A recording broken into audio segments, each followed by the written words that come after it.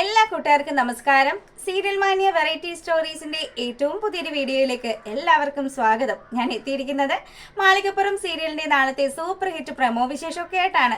നേരെ നമുക്ക് ഉണ്ണിമോളുടെയും അയ്യപ്പസ്വാമിയുടെയും നാളത്തെ കഥയിലേക്ക് പോയാലോ. അങ്ങനെതാ ബ്രഹ്മരക്ഷസ് മൂലം നമ്മുടെ തമ്പുരുമോളുടെ കാഴ്ചശേഷി നഷ്ടപ്പെട്ടു പോവാണ്. അപ്പം അവൾക്ക് ഇപ്പൊ തന്നെ സംസാരിക്കാനേ സാധിക്കുന്നില്ല. അതോടൊപ്പം തന്നെ കണ്ണിന്റെ കാഴ്ചയും കൂടി പോയപ്പം തമ്പുരുവിന് ഇതിൽ പരം ഒരു സങ്കടം ഇനി വരാനേ ഇല്ല. അപ്പൊ തമ്പുരുവായിട്ട് നമ്മുടെ ഉണ്ണിമോളും ഗിരിദേവനും ഒക്കെ കൂടി ഉമ്മകത്തേക്ക് ഇങ്ങനെ ഇറങ്ങി വരുമ്പോഴാണ് അവളുടെ അച്ഛനും അമ്മയും ഒക്കെ അവിടെ വരുന്ന കാഴ്ച കാണുന്നത്. ഇവരെ കണ്ടതും പെട്ടെന്ന് തന്നെ ഉണ്ണിമോള് പറയാണ്, അതെ, തമ്പുരുവിന്റെ കാഴ്ചയും നഷ്ടപ്പെട്ടു. അങ്ങനെ അവര് ക്ഷേത്രത്തിൽ വന്നിരുന്നിട്ടും ഒരു പ്രയോജനം ഉണ്ടായില്ലല്ലോ. ഇനി ഗിരിദേവ, ഞങ്ങൾ എന്താ ചെയ്യേണ്ടത്? ഞങ്ങളുടെ കുഞ്ഞിനെ എവിടെ കൊണ്ടുപോയാലാണ് രക്ഷപ്പെടുത്താൻ സാധിക്കുക എന്നുള്ള കാര്യമൊക്കെ ഗിരിദേവനോട് ചോദിക്കുമ്പോഴത്തേക്കിനും ഗിരിദേവൻ പറയുന്നുണ്ട്, ഒരു കാരണവശാലും തമ്പുരുവിന് ഈ മന വിട്ടു പോവാനേ സാധിക്കില്ല. അതുകൊണ്ട് നിങ്ങൾ അവളെ എങ്ങോട്ട് കൂട്ടിക്കൊണ്ടു പോകാൻ ശ്രമിച്ചാലും ഒരു കാര്യങ്ങളും നടക്കില്ല എന്നും പറഞ്ഞ് ഗിരിദേവൻ കാര്യങ്ങൾ പറഞ്ഞു മനസ്സിലാക്കുകയാണ്.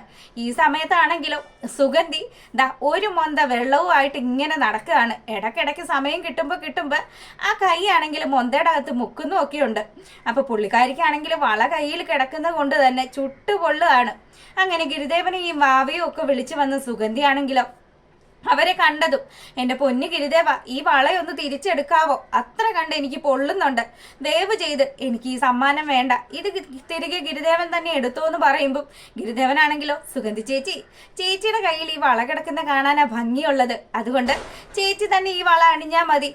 അത് തന്നെയല്ലേ ചേച്ചി നല്ലത്. ചേച്ചി ചെയ്തു കൂട്ടിയ ദുഷ്കർമ്മങ്ങൾക്കൊക്കെ ഉള്ള ശിക്ഷയാണ് ഇപ്പൊ ചേച്ചി അനുഭവിക്കുന്നത് എന്ന് കൂടെ പറയുമ്പോൾ, എടാ ചെക്ക, നിന്നോട് സംസാരിച്ചിട്ട് ഒരു കാര്യവും ഇല്ലാന്നും പറഞ്ഞ് ഗിരിദേവന്റെ മെക്കിട്ട് കയറുകയാണ് സുഗന്ധി. അപ്പൊ ഈ സമയത്താണെങ്കിലും സുഗന്ധിയുടെ അച്ഛനും അതുപോലെ തന്നെ ഒരു തട്ടാനും കൂടി വീട്ടിലേക്ക് വരിക. നാഗപ്പൻ എന്നാണ് പുള്ളിയുടെ പേര്. പുള്ളിക്കാരൻ വന്നതും, ദേ മോളെ, നീ വിഷമിക്കൊന്നും വേണ്ട കേട്ടോ, നിന്റെ കയ്യിൽ കിടക്കുന്ന വളകള് ഈ നാഗപ്പൻ അറുത്തു തരും. അവനെ നല്ല ഒന്നാം തരം തട്ടാനാണ്. അപ്പം നാഗപ്പനാണെങ്കിലും അങ്ങോട്ട് കയറി വന്നതും, ഇത് സ്വർണ്ണവള തന്നെയാണോ എന്ന് ചോദിക്കുകയാണ്. അപ്പൊ പെട്ടെന്ന് തന്നെ നമ്മുടെ സുഗന്ധി പറയുന്നുണ്ട്, അതെ, ഇത് സ്വർണ്ണവള തന്നെയാണ്. എൻ്റെ പൊന്നു ചേട്ടാ, നാഗപ്പൻ ചേട്ടാ, എത്രയും പെട്ടെന്ന് തന്നെ എൻ്റെ ഈ കൈ കിടക്കുന്ന വളയൊന്ന് കട്ട് ചെയ്തതാന്നും പറഞ്ഞതും നമ്മുടെ വാവ് പറയുന്നുണ്ട്, അതെ, ഈ ചേച്ചിയുടെ കൈ പൊള്ളാനുള്ള കാര്യം എന്താണെന്ന് നാഗപ്പൻ ചേട്ടന് അറിയാവോ? ഇല്ല, എനിക്കറിയില്ല. എന്താ സംഭവം എന്ന് ചോദിക്കുമ്പോഴത്തേക്കിനും, അതെ, ആ നരകത്തിലുള്ള അഗ്നിയാണ് ഈ ചേച്ചിയുടെ കയ്യിലുള്ളത്. അതുകൊണ്ട് ആ ചേച്ചിയെ തൊട്ടാൽ നിങ്ങളുടെ കൈയും ചുട്ടുപൊള്ളും എന്നുള്ള കാര്യം പറയാണ്. അപ്പൊ പെട്ടെന്ന് തന്നെ പുള്ളി ഒന്ന് ഭയന്നെങ്കിലും നമ്മുടെ സുഗന്ധിയുടെ അച്ഛൻ പറഞ്ഞു, ഏയ്, ഇത് പിള്ളേര് ചുമ്മാ പറഞ്ഞുണ്ടാക്കുന്നതാ, നിന്നെ പേടിപ്പിക്കാൻ വേണ്ടി തന്നെയാണ്. അങ്ങനെയൊന്നും ഇല്ലെന്നേ. അതുകൊണ്ട് ഒരു കാര്യം ചെയ്, പെട്ടെന്ന് തന്നെ വള കട്ട് ചെയ്തെടുക്ക്. എൻ്റെ മോളിതാ കരയുന്ന കണ്ടില്ലേ എന്ന് ചോദിക്കുമ്പം നാഗപ്പൻ തൻ്റെ പണി അങ്ങ് തുടങ്ങുകയാണ്. പെട്ടെന്ന് തന്നെ കൈകൾ ഇങ്ങനെ ചേർത്ത് പിടിച്ചിട്ട് അവളുടെ കയ്യിൽ കിടക്കുന്ന വള ഇങ്ങനെ അറുക്കാൻ തുടങ്ങുമ്പം നാഗപ്പന് നല്ല രീതിയിൽ തന്നെ പൊള്ളാൻ തുടങ്ങി. പൊള്ളിയതും നാഗപ്പനാണെങ്കിലോ, അയ്യോ, ഇത് ശരിയല്ല കേട്ടോ, ഇതിലെന്തൊക്കെയോ പ്രശ്നമുണ്ട്, ഇത് നിങ്ങൾ ഇങ്ങനെയൊക്കെ ആക്കാനാണോ എന്നെ ഇങ്ങ് കൊണ്ടുവന്നതെന്ന് ചോദിച്ച് നാഗപ്പനാണെങ്കിൽ അവിടുന്ന് ഭയന്ന് ഓടുകയാണ്. അപ്പൊ ഈ സമയത്താണെങ്കിലോ സുഗന്ധിയുടെ കയ്യിലെ വള അതങ്ങനെ തന്നെ കിടക്കുക. അപ്പോഴും ഗിരിദേവൻ ഒരു കാര്യം പറയുന്നുണ്ട്, സുഗന്ധി ചേച്ചി, നിങ്ങൾ ഇത്രയും കാലം അടിച്ചു മാറ്റിയ സാധനങ്ങളെല്ലാം തിരികെ ഉടമസ്ഥർക്ക് കൊടുക്ക്. എന്നാൽ മാത്രമേ നിങ്ങൾക്ക് ഈ ചുട്ടുപൊള്ളലും നീറ്റലും ഒക്കെ മാറുള്ളൂ. അതല്ലെങ്കിൽ ഇതിനും മേലെയുള്ള കാര്യങ്ങൾ ചെയ്യാനായിട്ട് എനിക്കറിയാമെന്നും പറഞ്ഞ് അവളെ ഭീഷണിപ്പെടുത്തുകയാണ്. അപ്പൊ സുഗന്ധിയാണെങ്കിലോ, ഇനി ഒരു രക്ഷയില്ല, ഇനി താൻ എന്ത് ചെയ്യും? അങ്ങനെ അവൾ ചിന്തിച്ച് നിൽക്കുകയാണ്. പിന്നീട് നമ്മളെ കാണിക്കുന്നത് നമ്മുടെ രാജീവനാണെങ്കിലും ഉണ്ണിമോളോട് സംസാരിക്കുക, ഉണ്ണിമോളെ, ഇവിടെ മറ്റു ചേട്ടന്മാരൊക്കെ ഇല്ലാത്ത സമയത്ത് ഉണ്ണിമോൾ എന്നോടൊന്ന് പറയണം. ആ സമയത്ത് മാത്രമേ ചെറിയച്ഛൻ ഇവിടെ നിന്ന് കടക്കാൻ പറ്റുള്ളൂ. പിന്നെ അല്ലെങ്കിൽ ഇനി ചെറിയച്ഛന് ഇവിടുന്ന് കടക്കാൻ സാധിച്ചില്ലെങ്കിൽ ഉണ്ണിമോള് ചെറിയച്ഛന് വേണ്ടി ഒരു ഉപകാരം ചെയ്യുമോ എന്ന് ചോദിക്കുക. അപ്പൊ ഉണ്ണിമോള് ചോദിക്കുന്നുണ്ട്, എന്താ ചെറിയച്ഛ, എന്ത് സഹായം ഞാൻ ചെറിയച്ഛന് വേണ്ടി ചെയ്തു തരേണ്ടത്? ഉണ്ണിമോളെ, മോളൊരു കാര്യം ചെയ്യണം. ഈ ബാഗ്